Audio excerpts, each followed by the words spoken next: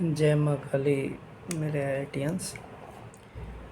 Sequence series के खूबसूरत question की सीरीज में एक बहुत खूबसूरत सा क्वेश्चन मैं लगाता हूँ।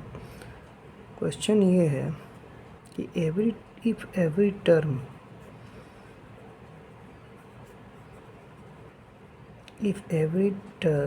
Of a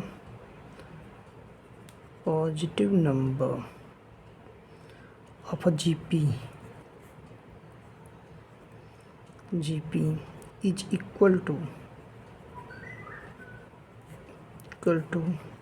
sum of preceding terms.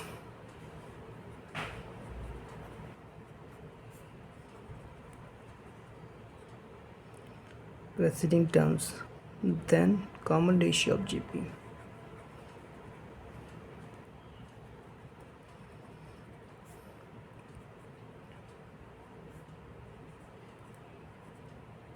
ये क्वेश्चन पूछा, बहुत ध्यान से देखिएगा। पहले समझिए इस क्वेश्चन को। क्वेश्चन क्या कह रहा है कि if every term of a positive number of a GP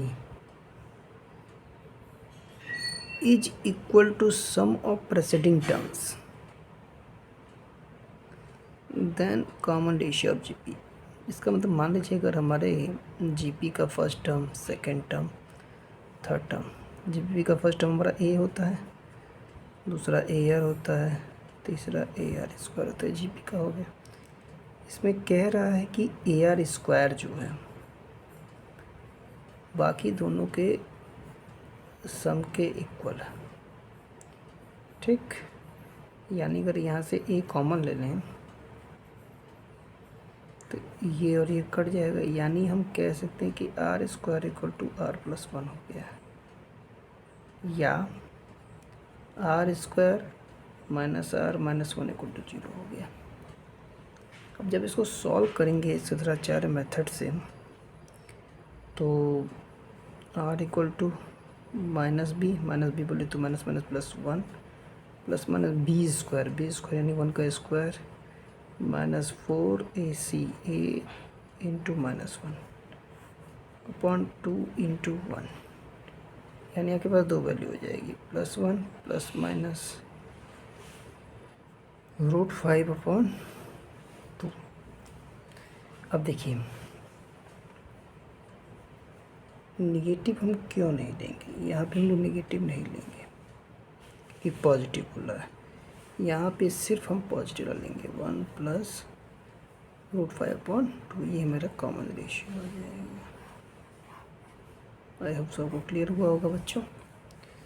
चलिए अगला क्वेश्चन देखते हैं। अगला क्वेश्चन क्या कह रहा है, अगला क्वेश्चन जैसा कि आपने देखा, अगला क्वेश्चन ये कर चुके हैं हम लोग।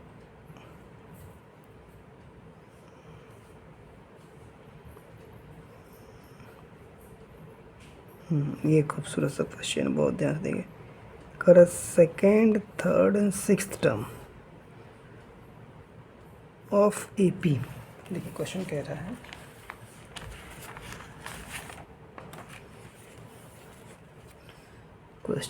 रहा है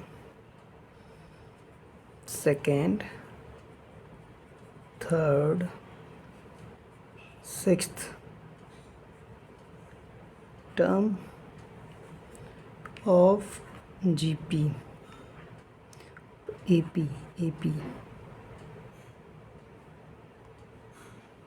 form and GP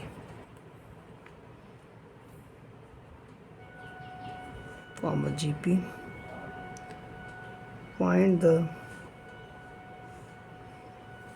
find common difference।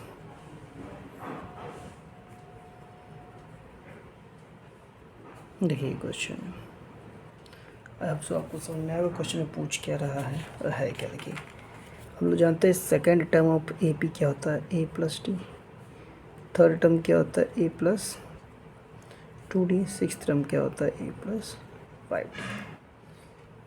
अब अगर ये GP में है जीपी का रूल होता है कि बीच वाले टर्म का स्क्वायर बाकी दोनों टर्म के प्रोडक्ट के इक्वल होता है, यही होता है।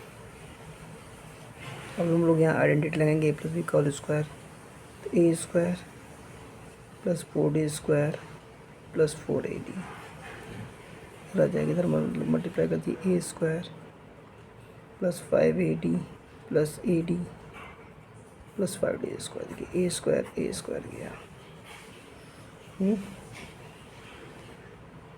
इधर करेंगे, अब इसको सॉल्व करेंगे तो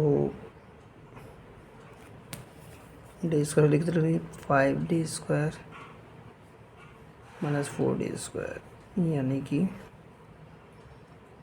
डी स्क्वायर आ गया, 4ad 516ad माइनस 2ad आ गया, ये और ये गया, यानी डी की वैल्यू माइनस 2a आ गई। आप सबको क्लियर हुआ होगा क्वेश्चन में क्या पूछना चाह रहा था। चलिए अगला खूबसूरत सा क्वेश्चन देखते हैं। अगला खूबसूरत सा क्वेश्चन क्या कह रहा है।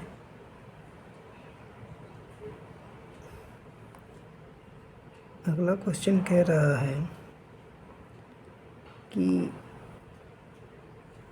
सम ऑफ एन टर्म्स के फॉर्मूले पे विचार करते हैं। अगला कॉन्सेप्ट सीखते हैं। एपी में सम ऑफ एन टर्म्स,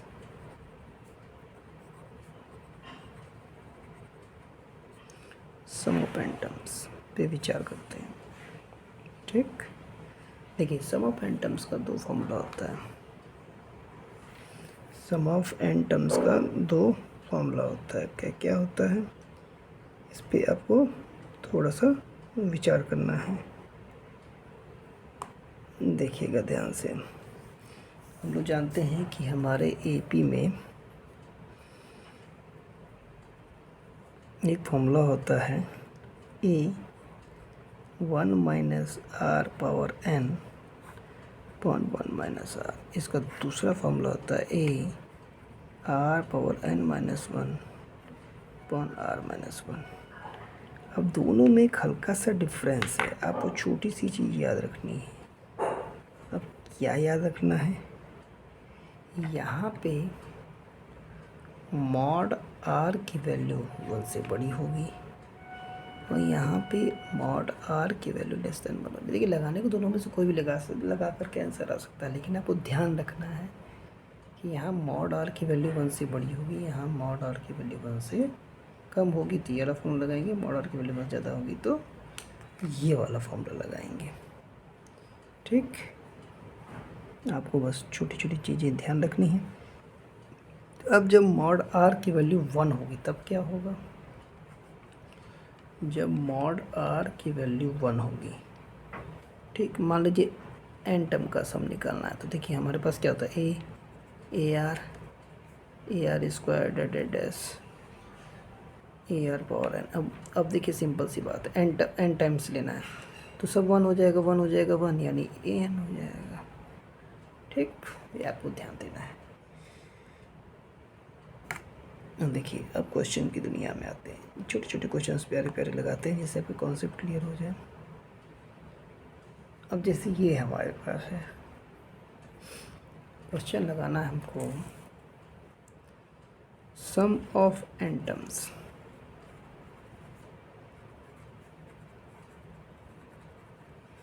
ध्यान से देखिएगा, लिखा है 1 प्लस 1/2 प्लस 1/4 प्लस 1/8 1 एन टर्म्स तक जाना है।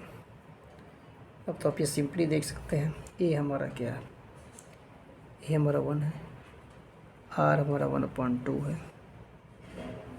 ठीक, तो अब यहाँ पे आर की वैल्यू 1 से लेस है, 1 से लेस है, तो कौन सा फॉर्म लगाएगा सबका,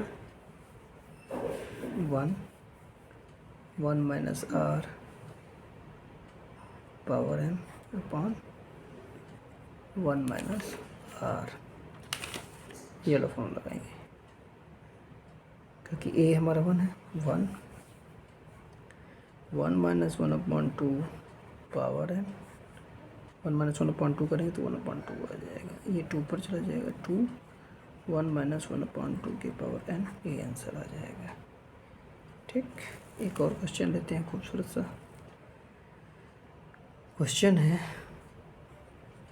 फाइंड समेशन और इक्वल टू 1 से 10 तक 2 प्लस 3 की पावर की। इसको पहले अलग कर दिया जाए, समेशन 2 आर इक्वल टू 1 से 10 तक plus summation R equal to 1 से 10 तक 3 की पावर की। ठीक, के 1 से 10 तक है की।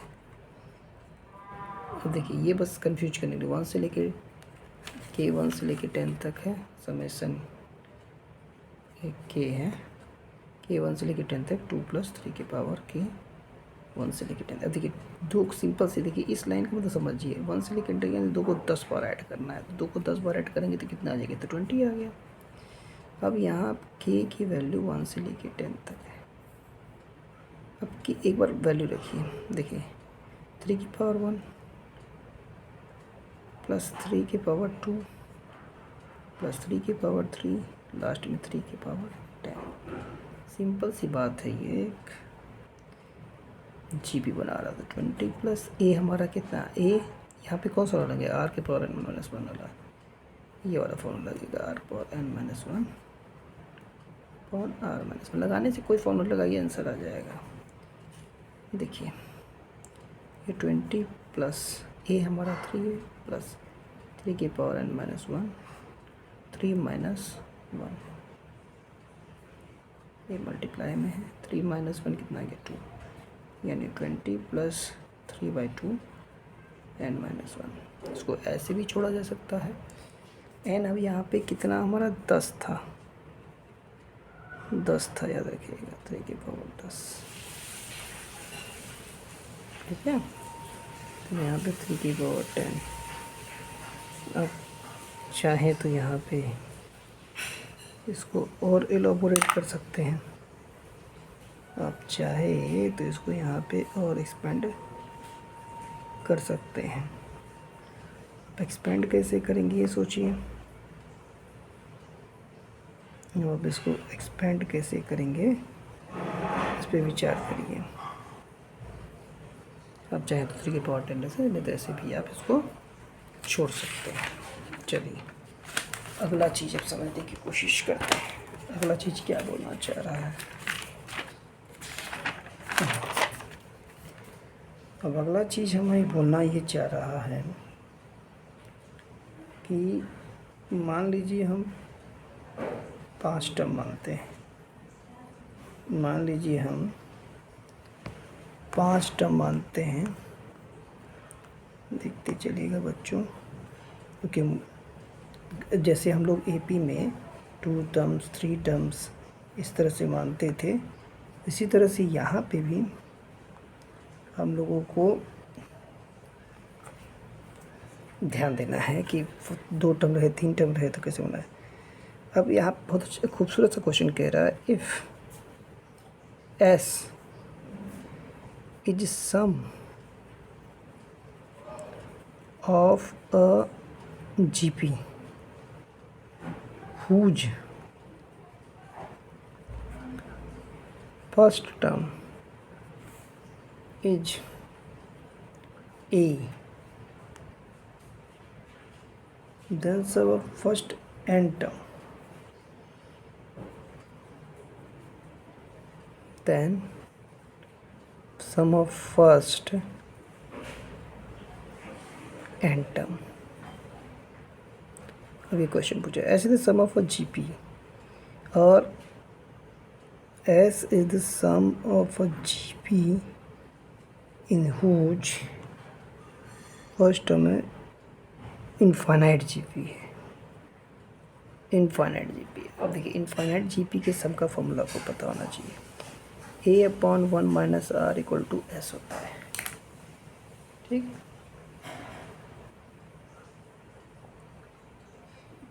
ये फॉर्मूला होता है। हमको n टर्म्स के सम का फॉर्मूला पूछा है। देखिए ए आर स्क्वायर, लास्ट में ए आर एन, ये हमारे n टर्म्स का होता है।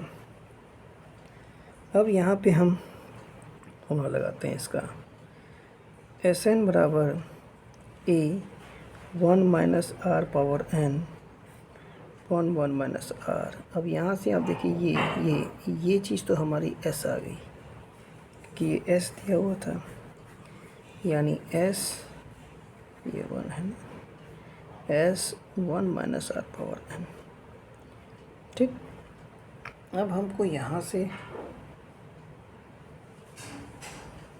r को हटाना है, क्योंकि r तो मैंने अपने हिसाब से रेशियो माना था। तो अब यहाँ से r को अगर हटाना है बच्चों, तो a upon s equal to 1 minus R, यानी r equal to 1 minus a upon s, यानी s minus a upon s, ये करना है।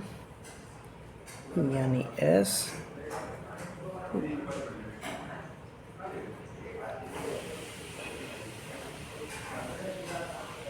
ये हमारा आंसर है।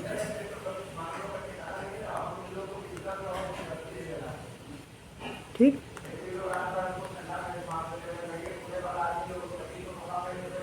ठीक है, आपको समझ में आया होगा बच्चों। आगे कुछ अच्छे क्वेश्चन देखते हैं।